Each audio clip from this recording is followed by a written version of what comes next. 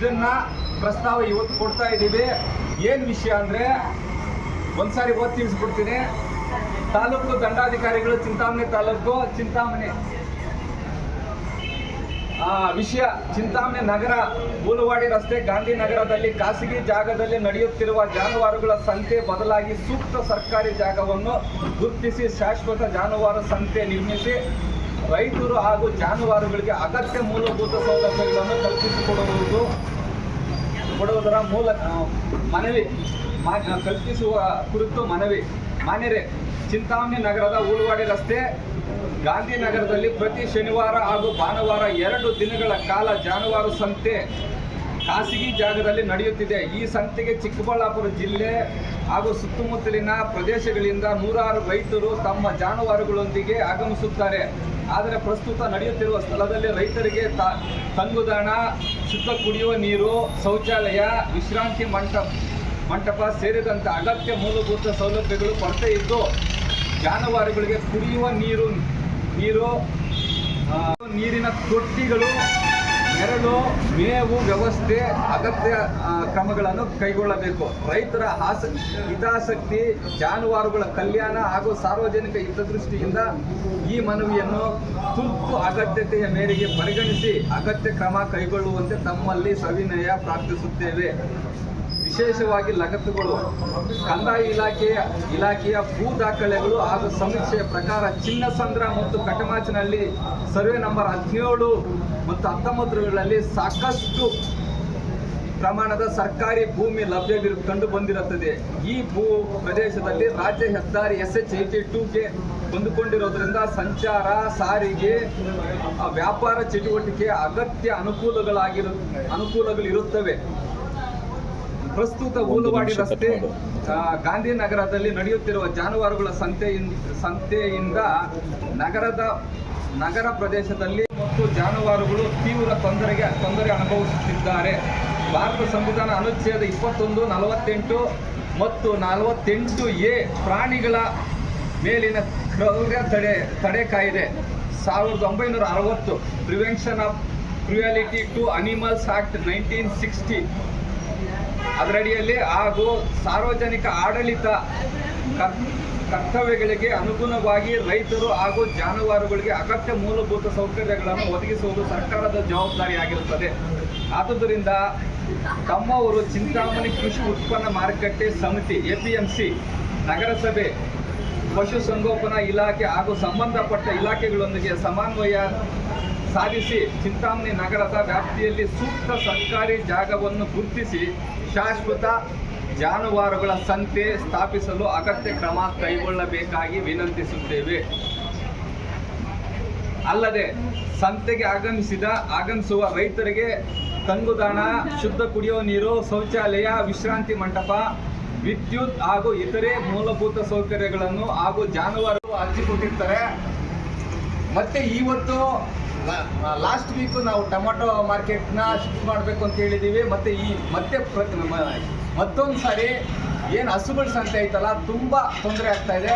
ಮತ್ತು ರೈತರಿಗೆ ಅಲ್ಲಿ ಸ್ಟೇ ಆಗೋಕ್ಕಾಗಲಿ ಕಟ್ಟಾಕೊಳಕ್ಕಾಗಲಿ ತುಂಬ ತೊಂದರೆ ಆಗೈತೆ. ಟ್ರಾಫಿಕ್ ಜಾಮ್ ಆಗ್ತೈತೆ. ಬೆಳಗ್ಗೆ ಆಟೋಗಳು ಬಂದರೆ, ಗೂಡ್ಸ್ ಆಟೋಗಳು, ಲಾರಿಗಳು ಬಂದರೆ ರಾತ್ರಿ ಎಲ್ಲ ಅಲ್ಲೇ ಸ್ಟೇ ಆಗಬೇಕು ಅವರು. ಮತ್ತು ಅಲ್ಲಿಂದ ಮೂವ್ ಆಗಕ್ಕೆ ಬಾರೆ ಪೊಲೀಸ್ ಅವ್ರಿಗೆ ಇದರಿಂದ ಸತತವಾಗಿ ಇವಾಗ ಇರೋ ಸ್ಟಾಫ್ 60 ಜನನಂತೆ. 60 ಜನ ಪೊಲೀಸವರಿದ್ರೆ ಕೆಲಸ ಇಲ್ಲಿ 150 ಜನರಿಗೆ ಆಗೋಷ್ಟು ಕೆಲಸ ಪೊಲೀಸವ್ರಿಗೆ ಇಲ್ಲಿ ಈ ಏನು ಅಡ್ಮಿನಿಸ್ಟ್ರೇಷನ್ ಸರಿ ಇಲ್ಲದೆ 150 ಜನ ಪೊಲೀಸವ್ರು ಬೇಕಾಗಿದೆ. ಟ್ರಾಫಿಕ್ ಪೊಲೀಸ್ ಸ್ಟೇಷನು ಇಲ್ಲಿಲ್ಲ. ಟ್ರಾಫಿಕ್ ಪೊಲೀಸ್ ಸ್ಟೇಷನ್ ಇಲ್ಲ, ಇರೋದು 60 ಜನ. ಮತ್ತು ಕ್ರೈಮ್ ರೇಟ್ ಜಾಸ್ತಿ, ಸಿಟಿ ದೊಡ್ಡದು.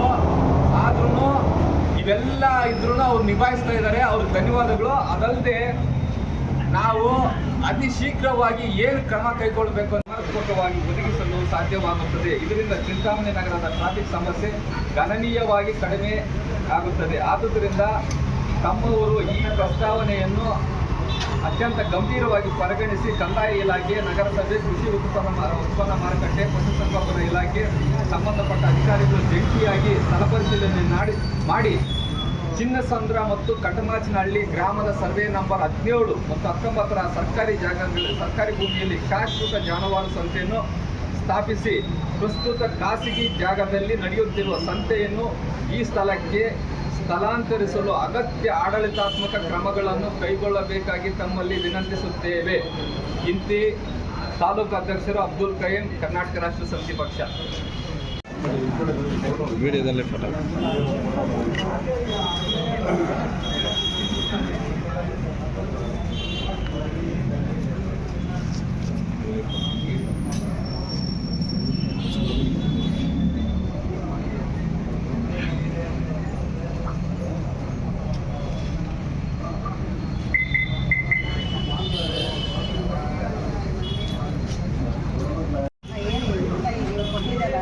ಕರ್ನಾಟಕ ರಾಷ್ಟ್ರ ಸಮಿತಿ ಪಕ್ಷದವರು ನೀಡಿರುವಂತಹ ಈ ಅರ್ಜಿಯನ್ನು ನಾನು ಮೊದಲ ಗಮನಿಸಿಕೊಂಡು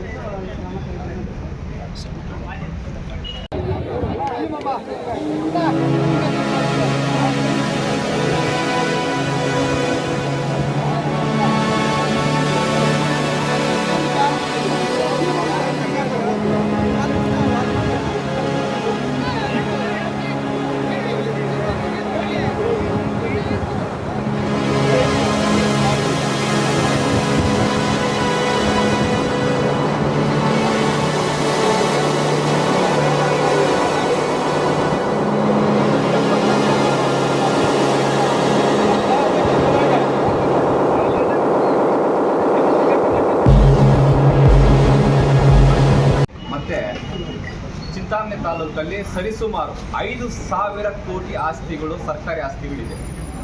ಇದ್ರ ವ್ಯಾಲ್ಯೂಯೇಷನ್ ಬೇಕಾದರೆ ನಾವು ಒಂದು ಸರ್ವೆ ಮಾಡ್ತೀವಿ, ಒಂದು ರಫ್ ಆಗಿ ಒಂದು ಸರ್ವೆ ಮಾಡ್ತೀವಿ, ಗ್ರಾಮ ವೈಸು ಎಷ್ಟೈತೆ ಆ ಸರ್ಕಾರಿ ಆಸ್ತಿಗಳನ್ನೆಲ್ಲ ತಾಲೂಕು ದಂಡಾಧಿಕಾರಿಗಳು ಉಳಿಸ್ಕೊಡ್ಬೇಕು. ಈಗಾಗಲೇ ಈ ಕಸಬಾ ಹೋಬಳಿಯಲ್ಲಿ ಅತಿ ಹೆಚ್ಚು ಕೆರೆಗಳು ಕಬಳಿಕೆ ಆಗಿದೆ ಮತ್ತು ಇವತ್ತು ಕಬಳಿಕೆ ಆಗ್ತಾ ಇದೆ. ಕೆಲವೊಬ್ರು ಫೇಕ್ ಡಾಕ್ಯುಮೆಂಟ್ಸ್ ಕ್ರಿಯೇಟ್ ಮಾಡ್ಕೊತಾ ಇದ್ದಾರೆ ಅಂತ ಹೇಳ್ತಾ ಇದ್ದಾರೆ. ಬಟ್ ಫೇಕ್ ಡಾಕ್ಯುಮೆಂಟ್ಸ್ ಇನ್ನೂ ನಮ್ಮ ಕೈಗೆ ಸಿಕ್ಕಿಲ್ಲ. ಬಟ್ ಕಬಳಿಕೆಗಳಂತೂ ಬೇಜಾನಾಗಿದೆ, ಕೆರೆಗಳು ನೋಡ್ಬೋದು.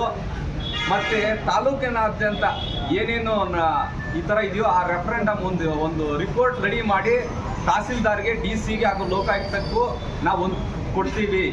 ಮತ್ತು ಏನು ಈ ಸಂತೆಗಳು ಈ ಪ್ರಸ್ತುತ ಅರ್ಜೆಂಟಾಗಿ ಏನು ಕ್ರಮ ಕೈಗೊಳ್ಬೇಕಂತ ಹೇಳಿ ಇವ್ರೇನಾದ್ರು ಕ್ರಮ ಕೈಗೊಂಡಿಲ್ಲ ಅಂದರೆ ಒಂದ್ಸಾರಿ DC ಅವ್ರನ್ನ ಭೇಟಿ ಮಾಡ್ತೀವಿ.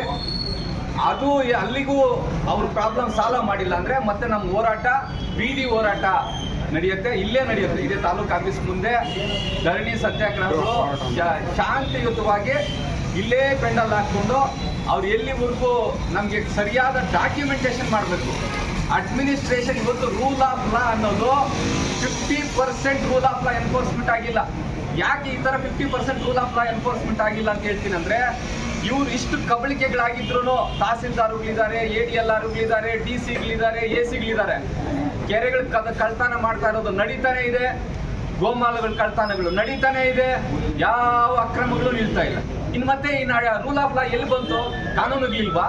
ಕಾನೂನು ಕೊರತೆ ಇತ್ತಾ? ದಂಡಿಗೆ ಪ್ರಪಂಚದಲ್ಲಿ ಅತ್ಯಂತ ದೊಡ್ಡ ಸಂವಿಧಾನ ಯಾವುದಾದ್ರು ಇದ್ರೆ ಅದು ಭಾರತದ ಸಂವಿಧಾನ. ಇನ್ನು ಇದಕ್ಕಿಂತ ಕಾನೂನುಗಳು ಹೆಚ್ಚಿಗೆ ಬೇಕಿಲ್ಲ. ದಯವಿಟ್ಟು ಇವರು ಕೆಲಸ ಮಾಡಬೇಕು. ಕೆಲಸ ಮಾಡಿಲ್ಲ ಅಂದರೆ ನಾವು ಇಲ್ಲಿ ಹೋರಾಟ ಮಾಡ್ತೀವಿ ಅಂತ ತಿಳಿಸ್ತಾ ನನ್ನ ಮಾತು.